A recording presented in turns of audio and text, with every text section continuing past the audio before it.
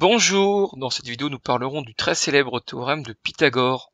En réalité, il y aura plusieurs vidéos où j'en parlerai. Dans cette vidéo, on parlera plus précisément de comment on arrive à calculer l'hypoténuse d'un triangle grâce au théorème de Pythagore.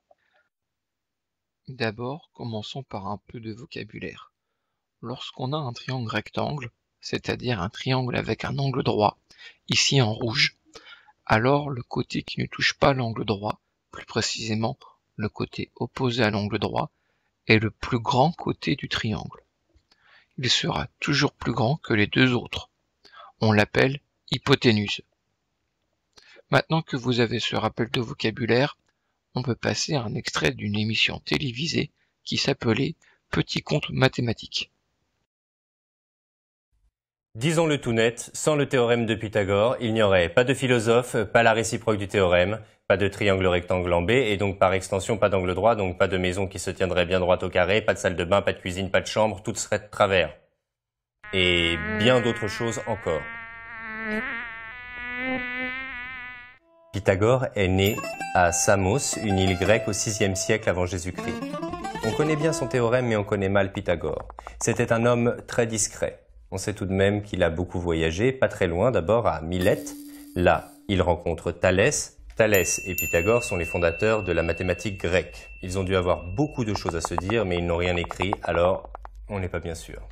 On sait ensuite que Pythagore est allé s'installer en Égypte, et là, il tombe sur une drôle de corde avec des nœuds.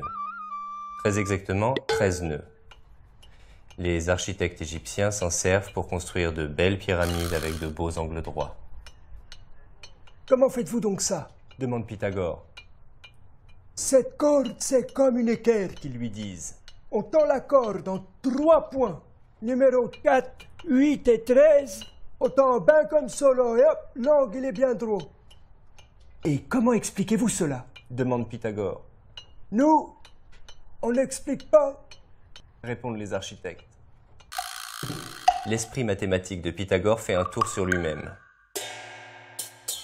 L'évidence est une curiosité que je ne saurais admettre.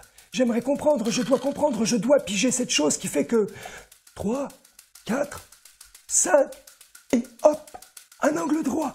Quel drôle de phénomène. 3 plus 4 égale 7, moins 5 égale 2. Non, je ne vois pas. Tiens, oh, maman. Oh, elle est toute de travers. Et si j'essaye avec des carrés, 3, 4, 3, 9, 4, 16, 5, 25, ça s'additionne. Oh. Voilà, le théorème de Pythagore est né. Et il formule la chose ainsi. Dans un triangle rectangle, le carré du grand côté est égal à la somme des carrés des petits côtés. A carré plus B carré est égal à C carré. Et ce n'est pas tout. Pythagore l'explique et maintenant qu'il a compris, il démontre. Avec son théorème et sa démonstration, il part révéler l'incroyable vérité. Parce que démontrer, c'est aussi partager. Et celui qui n'est pas d'accord, il n'a qu'à le dire, on en discute. Maintenant, passons à la démonstration de ce théorème. On a un triangle rectangle en T, on l'indique avec le codage adéquat. Le segment TR est un côté de l'angle droit. Je représente la longueur de ce côté au carré grâce à l'aire de ce carré. Le segment TI est aussi un côté de l'angle droit.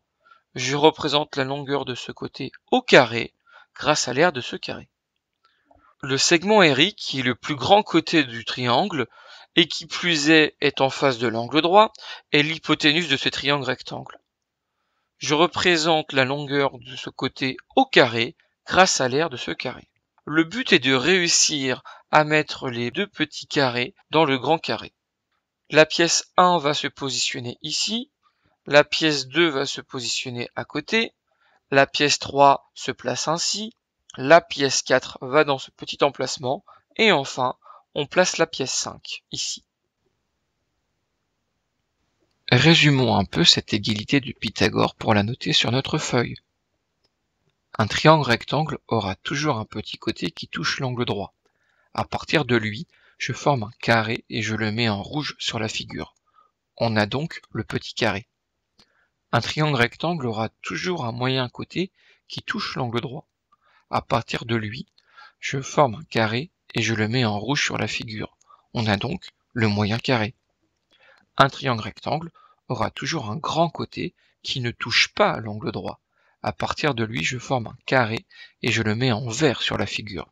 On a donc un grand carré. L'égalité de Pythagore, c'est simplement le fait que le petit carré plus le moyen carré égale le grand carré.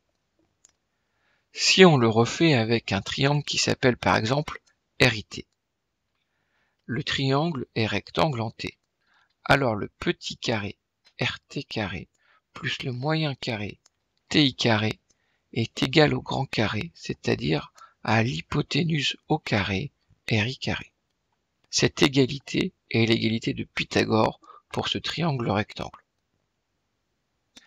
Ainsi, l'énoncé du théorème de Pythagore est: dans un triangle rectangle, la somme des côtés de l'angle droit est égale au carré de l'hypoténuse.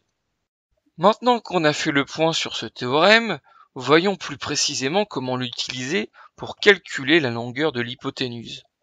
Ainsi, on va voir un exemple dont la rédaction est à apprendre par cœur, c'est-à-dire que la manière de rédiger est extrêmement importante. On gardera la même pour tous les exercices. On commence avec l'énoncé qui nous montre un triangle rectangle, des mesures et une question. Combien mesure le côté opposé à l'angle droit, c'est-à-dire à l'hypoténuse? On est dans le cas de figure courant du théorème de Pythagore. La rédaction va toujours débuter par préciser: on sait que le triangle dans lequel on réfléchit est un triangle rectangle. Donc on écrit: le triangle ABC est rectangle en C. Deuxième étape, on précise le nom du théorème et on écrit l'égalité. Ça donne, d'après le théorème de Pythagore, CA au carré plus CB au carré égale AB au carré. On vient de faire le plus dur, c'est-à-dire écrire correctement l'égalité de Pythagore. Le reste, ce n'est plus que du calcul. Troisième étape, on remplace les longueurs par les valeurs numériques. Ça donne 3 au carré plus 4 au carré égale AB au carré. 3 au carré donne 9, 4 au carré donne 16, et 9 plus 16 donne 25. Donc AB au carré est égal à 25. Ainsi AB égale racine carrée de 25, ce qui donne 5. Comme on a des mesures en centimètres, on précise que AB mesure 5 cm. Voilà, c'est fini. Tu peux regarder une nouvelle fois cette vidéo si tu n'as pas tout compris. N'oublie pas de faire le QCM. On se retrouve en classe. Au revoir.